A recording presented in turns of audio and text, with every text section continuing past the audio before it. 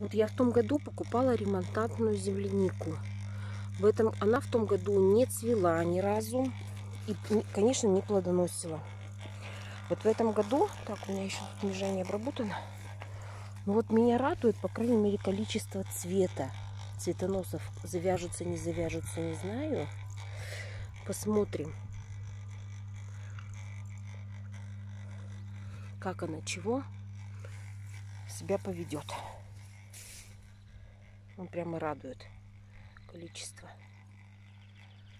В общем, как-то вот так.